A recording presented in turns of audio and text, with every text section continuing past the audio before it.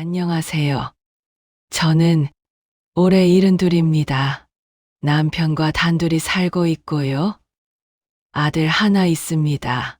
결혼한 지는 8년 됐어요. 며느리는 36이고요. 제가 이 사연을 보내는 이유는 단 하나예요. 저처럼 후회하는 분들이 더 이상 나오지 않았으면 해서입니다. 제 며느리는 처음에 정말 좋은 사람이었어요. 아니, 좋은 척을 정말 잘했다고 해야겠네요. 결혼 초부터 주말마다 시댁에 왔습니다. 빈손으로 온 적이 한 번도 없었어요. 갈비찜, 나물, 과일, 심지어 제가 좋아하는 떡까지 챙겨왔죠. 어머니, 무릎 요즘 어때요? 제가 토요일에 병원 같이 갈게요. 이런 전화가 일주일에 두세 번씩 왔어요. 명절에는 말할 것도 없고요. 새벽부터 와서 일 돕고 설거지하고 청소까지 다 했습니다. 저는 주변에 며느리 자랑을 정말 많이 했어요. 동네 슈퍼에 가서도 경로당에 가서도 친구들 만나면 늘 말이죠. 저는 항상 사람들에게 우리 며느리는 달라? 라고 얘기를 했죠. 요즘 그런 며느리가 어디 있어? 우리 며느리는 진짜 착해. 저희 남편도 며느리를 좋아했어요. 원래 과묵한 사람인데 며느리 오면 신문 덮고 차 내려주고 말도 많아졌어요. 수진아, 오느라 힘들었지? 길 많이 막혔어? 괜찮아요. 아버님 요즘 도로가 좋아져서 금방 왔어요.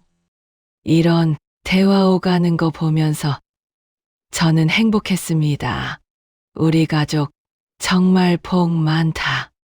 그리고 정말 좋은 며느리 만났다. 그렇게 생각했어요. 그런데 지금 생각해보면 그게 다 계산이었던 것 같아요. 변화는 결혼 4년 차쯤에 시작됐어요. 정확히 기억나요. 그때 며느리네가 집을 알아보고 있었거든요.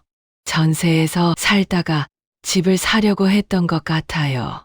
어느 날 며느리가 우리 집에 왔는데 평소랑 좀 달랐어요. 뭔가 말이 조심스러웠고 눈빛이 어떻게 표현해야 하나 뭔가를 재는 듯한 느낌? 어머니, 요즘 통장 관리는 어떻게 하세요? 갑자기 이런 질문을 하더라고요. 저는 좀 당황스러웠지만 대답했죠. 그냥 저축은행에 넣어두고 생활비는 따로 쓰고 그러지. 어머니, 그러시면 안 돼요. 며느리 목소리가 진지해졌어요. 요즘 금리도 낮아졌고 통장이 여기저기 흩어져 있으면 관리가 안 되잖아요. 제가 한번 정리해 드릴까? 요즘 좋은 상품도 많고 자동이체 설정하면 어머니도 훨씬 편하실 거예요. 저는 그냥 며느리가 우리를 도와주려는 거라고 생각했어요. 돈 관리 잘 못하시니까 내가 도와드려야지 라는 효심인 줄 알았죠. 그래? 그럼 내가 좀 봐줘. 엄마는 이런 거 잘 모르거든. 며느리는 환하게 웃었어요. 지금 생각하면 그 웃음이 소름 끼쳐요. 제가 알아서 다 해드릴게요. 걱정 마세요, 어머니. 그날부터 며느리는 우리 통장을 하나씩 정리하기 시작했습니다.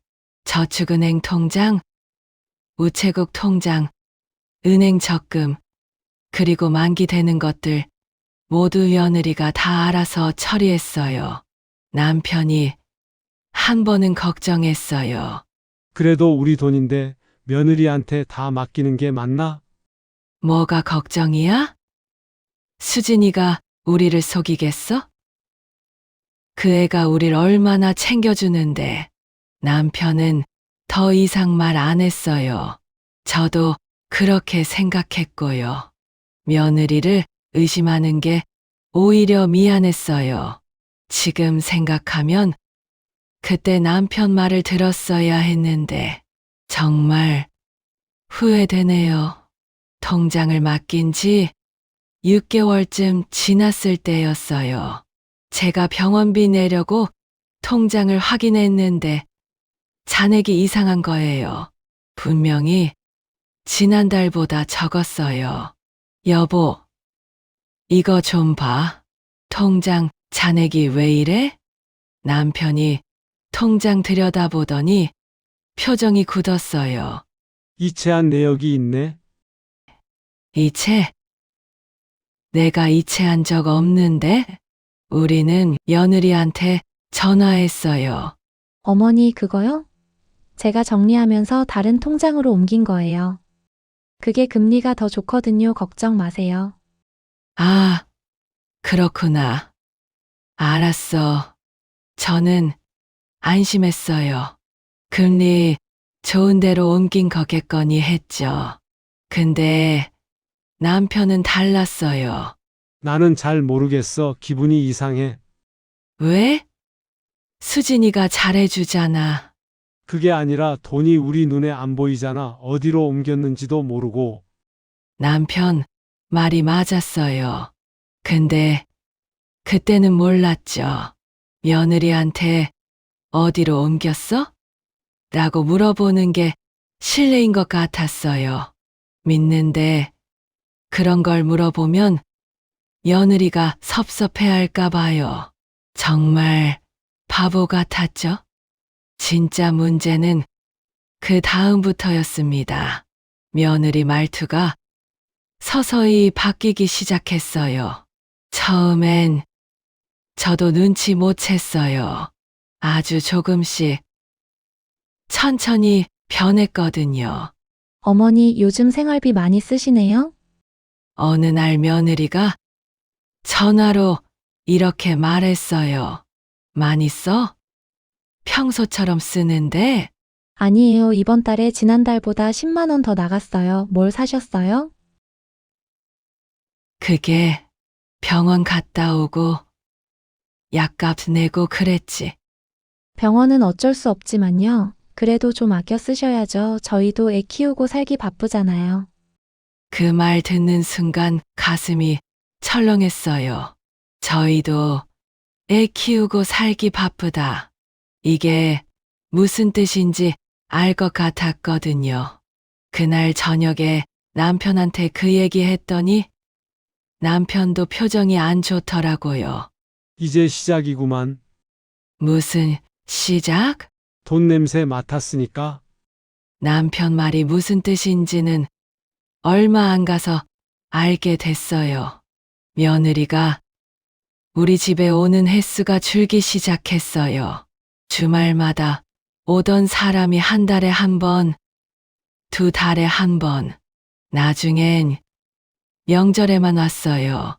전화도 뜸해졌고요. 그나마 전화 오면 돈 얘기뿐이었어요. 어머니, 이번 달 생활비 또 많이 나갔어요. 조금만 아껴 쓰세요. 어머니, 그 돈 뭐 하시려고요? 이 나이에 그렇게 돈이 필요하세요? 어머니, 솔직히 그 돈도 나중엔 다 저희가 쓸 돈이잖아요. 이 말 들을 때마다 정말 어떻게 표현해야 할지 모르겠어요. 가슴이 무너지는 기분. 배신감? 분노? 다 섞여 있었어요. 특히 마지막 말. 나중엔 다 저희가 쓸 돈. 이 말은 정말 충격이었어요. 그러니까 며느리는 우리가 죽기를 기다리고 있다는 거잖아요. 남편은 그 사이에 조용히 증거를 모으고 있었어요. 은행 가서 거래, 내역 다 뽑아놨더라고요. 이거 봐. 어느 날 남편이 서류 뭉치를 제 앞에 놓았어요. 이게 뭐야? 수진이가 우리 돈을 자기 통장으로 옮긴 내역이야. 생활비 명목으로, 병원비 명목으로 여러 번에 걸쳐서. 저는 서류를 들여다봤어요. 50만 원, 100만 원, 80만 원 계속 이체되어 있더라고요. 이게 다 합치면 얼마야? 3천만 원 넘어. 그 순간 다리에 힘이 풀렸어요. 3천만 원, 우리 노후 자금 거의 절반이었거든요. 어떻게 이럴 수가 있어? 남편도 눈물 글썽이면서 말했어요. 내가 일찍 알았어야 했는데 미안해. 아니야.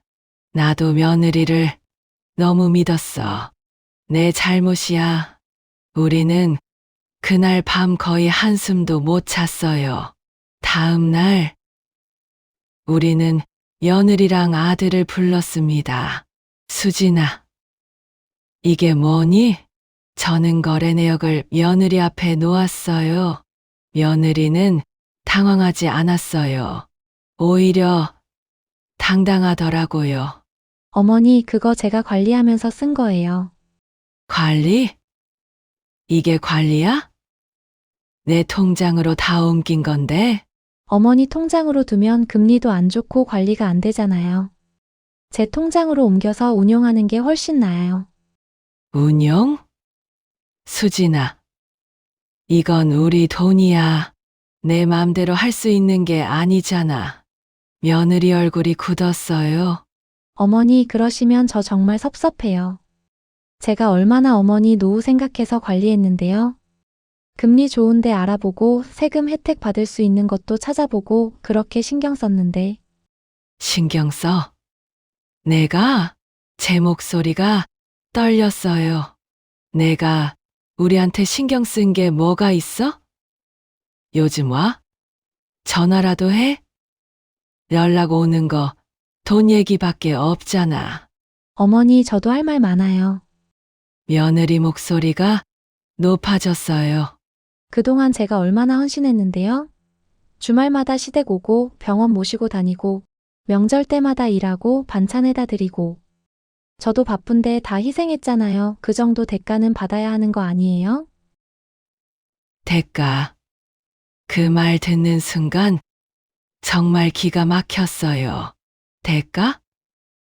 수진아, 우리가 너한테 뭘 안 해줬어.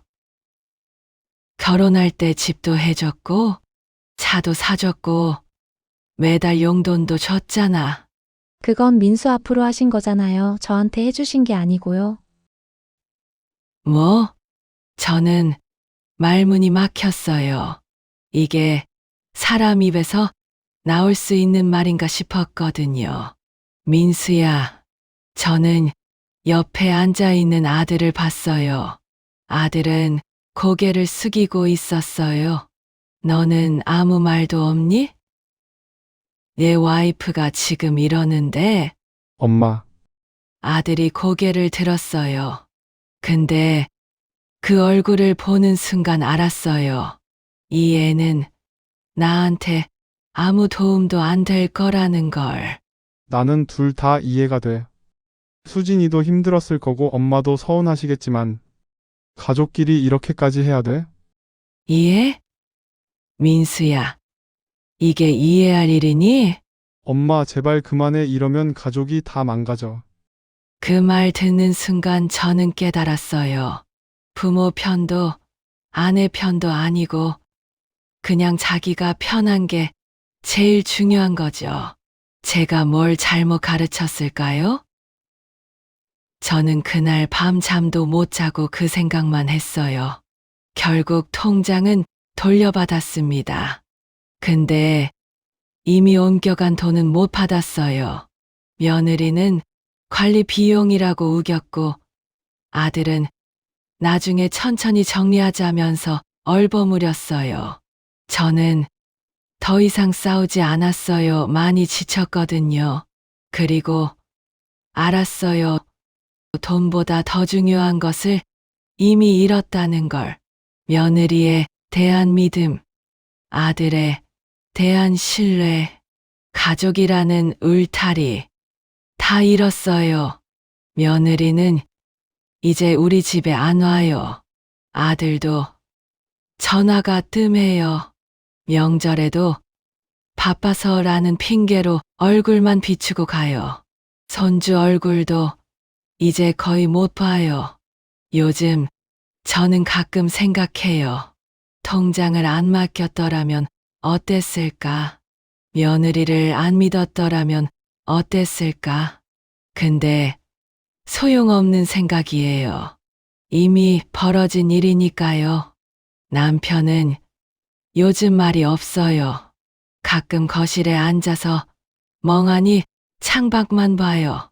저는 그 옆에 앉아서 차를 마시죠. 여보, 후회돼? 뭐가? 수진이한테 통장 맡긴 거. 남편이 고개를 끄덕였어요. 후회하지. 근데 그것보다 더 후회되는 게 있어? 뭔데? 사람을 믿은 거. 저도 같은 생각이에요. 우리가 후회하는 건 통장을 맡긴 게 아니라 사람을 너무 쉽게 믿은 거예요. 특히 며느리 처음에 잘해줬다고 해서, 착하다고 해서, 우리를 챙겨준다고 해서 그 사람을 완전히 믿어버린 거요. 지금은 동네에서 며느리 자랑 안 해요. 친구들이 물어봐도 그냥 그렇지 뭐 하고 얼버무려요. 왜? 예전에는 그렇게 자랑하더니 그냥 별일 없어. 다들 눈치챘을 거예요. 무슨 일이 있었다는 거. 근데 아무도 안 물어봐요. 다들 비슷한 경험 있으니까요. 경로당 가면 다들 비슷한 얘기예요. 요즘 며느리들 다 그래. 처음엔 잘하다가 돈 냄새 맡으면 돌변해. 맞아, 우리 며느리도 그랬어. 내 며느리도 마찬가지야. 우리는 서로를 위로해요. 며느리 때문에 상처받은 사람들끼리요. 이 사연을 쓰면서도 계속 생각했어요. 제가 뭘 잘못한 걸까? 며느리를 너무 믿은 게 잘못인가? 통장을 맡긴 게 잘못인가? 근데 결론은 하나예요. 사람을 너무 쉽게 믿은 게 잘못이었어요.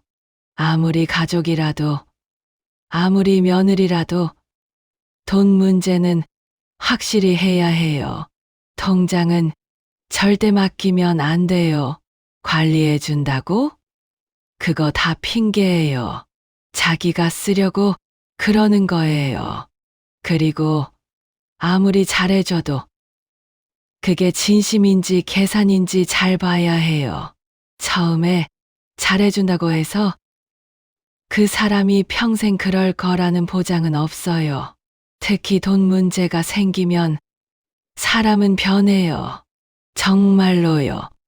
저는 70년 넘게 살면서 사람 보는 눈이 있다고 생각했어요. 근데 아니더라고요. 며느리한테 완전히 속았어요. 어느 날 밤, 저는 며느리가 처음 왔던 날을 떠올렸어요. 환하게 웃으며 어머니 잘 부탁드려요 라고 말했던 그 얼굴요. 그때 저는 정말 행복했어요. 이 아이가 우리 며느리구나. 좋은 사람 만났다. 그렇게 생각했죠. 근데 이제는 알아요. 그 웃음 뒤에 뭐가 숨어 있었는지, 그 다정함이 뭘 노리고 있었는지. 제 남은 인생 최대 후회가 뭐냐고 물어보면 저는 주저없이 대답할 거예요. 며느리를 믿은 것. 돈은 잃어도 다시 벌 수 있어요. 근데 사람에 대한 믿음은 한 번 깨지면 다시 못 만들어요. 저는 이제 누구도 안 믿어요. 아들도, 며느리는 당연히 안 믿고요. 남편하고 둘이 의지하면서 살 거예요. 여러분도 조심하세요. 아무리 가족이라도, 아무리 착해 보여도 돈 문제만큼은 확실히 하세요. 통장 절대 맡기지 마시고요. 저처럼 후회하지 마세요.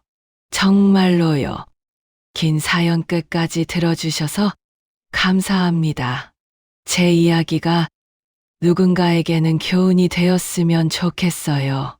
더 이상 저 같은 피해자가 나오지 않기를 바라면서 이만 줄이겠습니다. 감사합니다.